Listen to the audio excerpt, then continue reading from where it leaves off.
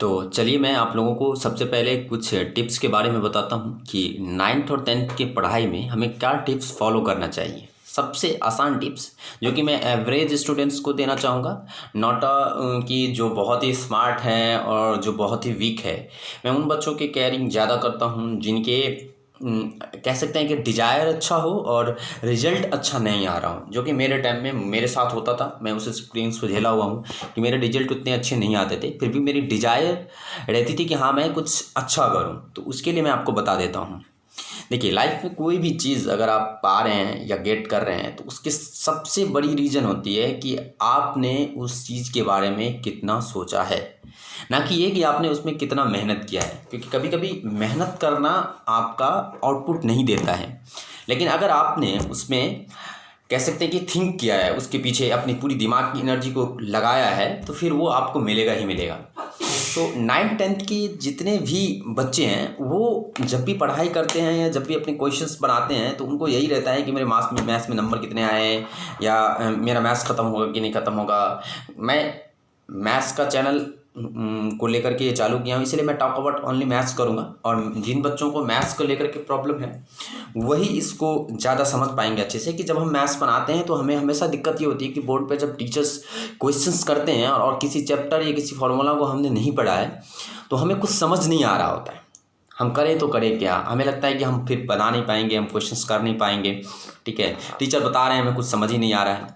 तो मैं उन सभी बच्चों के लिए सबसे पहले यही कहूँगा कि आप कोई भी चैप्टर पढ़ रहे हो, कोई भी चैप्टर आप चाहे पढ़ रहे हो, चाहे आपने कितना भी चैप्टर पीछे छोड़ दिया है या कोई भी फार्मूला आपको नहीं आ रहा है, ये बिल्कुल डिपेंड नहीं करता है कि आपको कोई न्यू चैप्टर नहीं आएगा। ये बिल्कुल डिपेंड नहीं करता है। डिपेंड ये करता है कि आपको उस चैप्टर को पढ़ने के लिए, मान लीजिए कि आपने एक पॉलिनोमियल चैप्टर स्टार्ट किया, तो पॉलिनोमियल चैप्टर स्टार्ट करने पर अगर आपको कुछ नहीं आ रहा है, मैम ने कुछ बताया और पीछे की क्लासेस बोला कि देखो बच्चों ये मैंने पीछे की क्लासेस में बता दिया था, ये 8th क्लासेस में ये तुमको बता दिया गया था, अगर तुमको ये आता है तो फिर ये तुम समझ जाओ। आपको उसी टाइम क्या लगता है, अरे मैंने तो 8th क्लास में पढ़ा ही नहीं था, मैंने तो पूरी 8th टाइम में पूरी बेकार कर दी थी, तो अब मेरे को समझ भी नहीं आएगा। यही गलती है। अगर आपने 8 में नहीं कुछ पढ़ा है, तो अगर आपने 10 चीज़ें नहीं पढ़ी है 8 में, तो उस 10 में से एक ही ऐसा चीज़ होगा जो कि पॉलिनोमियल चैप्टर्स में आने वाला है। तो जब आप पॉलिनोमियल पढ़ें तो आप अपने टीचर के पास जाएं, बी फ्रैंक होके बोलें कि मैम मैंने 8 में नहीं पढ़ा था, या जो भी आपके ट्यूशन टीचर्स हैं, स्कूल्स के टीचर्स हैं, जहाँ से भी आपको हेल्प मिलती है, या आप सेल्फ भी पढ़ना चाहते हो, मोटिव आप यूट्यूब पर मुझे भी बोल सकते हो, तो आप जाकर के उस चैप्टर के बारे में सबसे पहले बेसिक चीज़ें ना ले लो। बेसिक चीज़ जो भी उस चैप्टर को 9th में पढ़ने से पहले की नॉलेज होनी चाहिए, और वो ज़्यादा नहीं होता है। मैं आपको बता देता हूँ कि किसी भी चैप्टर को स्टार्ट करने से पहले अगर आप उसकी बेसिक के बारे में जानकारी लोगे तो आपको एक दिन या 2 दिन ही लगेंगे आपको जानकारी लेकर के याद करके समझने तक में, और ज़्यादा दिन नहीं लगेगा। और फिर वो चैप्टर आपको बिल्कुल वैसे ही आएगा जैसे आपकी क्लास के टॉपर को आ रहा है। आई गारंटेड अबाउट दैट थिंग्स, ये पक्का है। तो सबसे पहले जो काम है कोई भी चैप्टर, ये मेरा एक छोटा सा टिप्स है, ठीक है, जो भी मैं पढ़ाता हूँ सभी बच्चों को यही बोलता हूँ कि आपके 8 कैसे गए, पास्ट कैसा है, आपका मैथमेटिक्स कैसा है, ये डिपेंड नहीं करता है। डिपेंड ये करता है कि आप अपनी मैथमेटिक्स को अगले 2 साल में 9th-10th तक में कैसा देखना चाहते हो, या कोई भी सब्जेक्ट जिसमें आप इंटरेस्टेड हो उसको आप कैसा देखना चाहते हो। सबसे बड़ी डिपेंडेंसी यही है।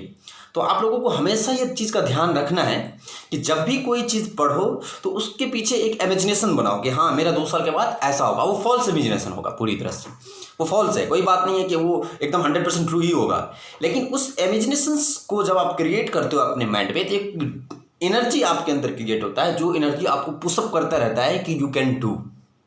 ये सबसे इंपॉर्टेंट थिंग्स हैं। और एक बात और आपको कहता हूँ कि जितने भी बच्चे आज पढ़ रहे हैं 9th में, उनमें से कितने बच्चे आज सोचते होंगे कि मुझे ना पूरा दिल्ली टॉपर बनना है, या मैं दिल्ली के बच्चों के लिए बोलूँ तो, या फिर कोई इंडिया के टॉपर के लिए मुझे इंडिया टॉपर तक जाना है। कितने बच्चे? मैं आपको गारंटी देता हूँ कि 90% बच्चे इस चीज़ को इमेजिनेशंस भी नहीं करते होंगे कि हाँ मुझे ये करना है, मुझे ये बनना है। हाँ, अरे सोचने में क्या लगता है, सोचने में आपको पैसा तो कुछ बिल्कुल खर्च नहीं होता है ना। आप 1 मिनट के लिए सोचो कि आपको कुछ नहीं आता है, जीरो, आपने 8 तक कुछ भी नहीं पढ़ा है, लेकिन क्या आपके अंदर इतना करेज है कि आप कुछ भी नहीं पढ़े होने के बावजूद ये सोच सको कि अगले 2 साल में, या अगर आप 9th में हो तो अगले 2 साल में मैं पूरी की पूरी दिल्ली टॉपर बन जाऊंगा। या मैं पूरी के पूरे इंडिया में सीबीएसई में टॉप 10 में आऊँगा? क्या ये आप सोच सकते हो? इमेजिनेशन करो। मैं आपको गारंटी देता हूँ कि अगर आप एक मंथ के 4 वीक संडे सैटरडे कोई एक डे फिक्स कर लो और उस पर डे में 1 घंटा सिर्फ इसी पार्टिकुलर चीज़ के बारे में सोचो कि मुझे इस चीज़ पर टॉप पे जाना है या टॉप 10 पे जाना है और उसके लिए मुझे क्या करना होगा। आपकी अभी प्रेजेंट में क्या सिचुएशन है, पढ़ाई में कोई भी उससे रिलेशन नहीं है इसका। बस आपको सोचना है और फिर देखना है कि आपके माइंड के अंदर ही कितने क्वेश्चंस क्रिएट होता है। मैं आपको बोलता हूँ कि अगर आपने 1 महीना इस चीज़ को कर लिया तो आपके अंदर इतनी सारी चेंजेस आ जाएगी पढ़ाई को लेकर के कि आप मुझे बोलोगे कि हाँ ये आपने कहा था। तो let us come to the point कि 10% बच्चे ही ये सोचते हैं कि मुझे ये करना है।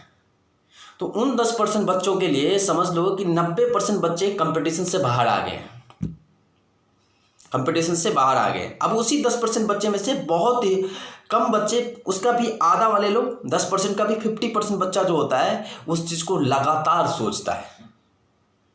और उस 50% में से मतलब उस 50% मतलब कि आप अगर 100 बच्चे को ले लो, टोटल 100 में से 10 बच्चे ही सोचते हैं और 10 में से 5 बच्चे तो लगातार सोच पाते हैं और 5 बच्चे लगातार नहीं सोचते हैं। और उन्हीं 5 बच्चों में से कंपटीशन क्रिएट होता है। तो इसीलिए first of all of you कि आप अपनी जिस भी क्लास में हैं और जो भी चीज़ आप बनना चाहते हैं उसकी इमेजिनेशन दिमाग में क्रिएट करिए। सबसे पहला यही चीज़ है कि आप जब तक इमेजिनेशन क्रिएट नहीं करते हैं और तब तक आप उस चीज़ को कंप्लीट करने के लायक नहीं बन जाते। तो so all of you, first class में मैं आपको यही बोलूँगा कि अब मैं 9th की क्लासेस स्टार्ट करूँगा, ठीक है। इस पर मैं आपको चैनल पे बताता जाऊँगा हर एक चीज़। और मैं आपको गारंटी बोलता हूँ कि आपको मैथ्स में कुछ भी नहीं आता है, मैं ये लेके चलूँगा। इवन कि मैं ये भी कहता हूँ कि 7th 8th तक आपने एडिशन सब्ट्रैक्शन और डिवाइड सीखा होगा तब भी।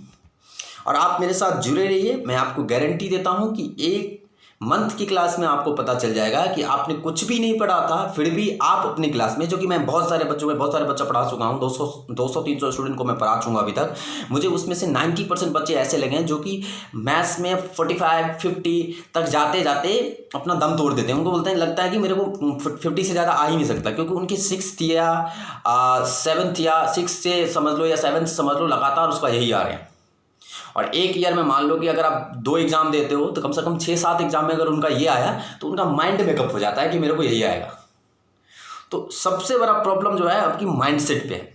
तो हमें अपना उस माइंडसेट को बदलना है। एक बार हम अपनी उस माइंडसेट को बदल देंगे, फिर आप अपने अंदर में देखोगे कि आपके लिए नंबर्स लाना या कुछ भी एक अच्छा इंप्रूवमेंट, मैं नंबर को लेकर के उतना सीरियस नहीं होता हूँ क्योंकि number doesn't matter your success. तो आपके अंदर जो बदलाव लाना, कह सकते हो कि आपके अंदर जो बदलाव है, अगर आप 60 लाते हो तो 65, अगर 70 लाते हो तो 75, अगर आप 75 ले आते हो तो उसको कंटिन्यू रखना, ये मैं आपको सिखाऊंगा। तो थैंक यू सो मच। ये मेरा पहला चैनल है, आप लोग देखिए। और मुझे यूट्यूब पे मैं वीडियो पहली बार बना रहा हूँ, तो मैं अपने सारे स्टूडेंट्स से यही एक्सेप्ट करूँगा कि इसमें जो भी मिस्टेक्स हो कमेंट में ज़रूर बताइएगा, मैं उसको अगले वीडियो में करेक्शंस के साथ लेकर आऊँगा। Thank you.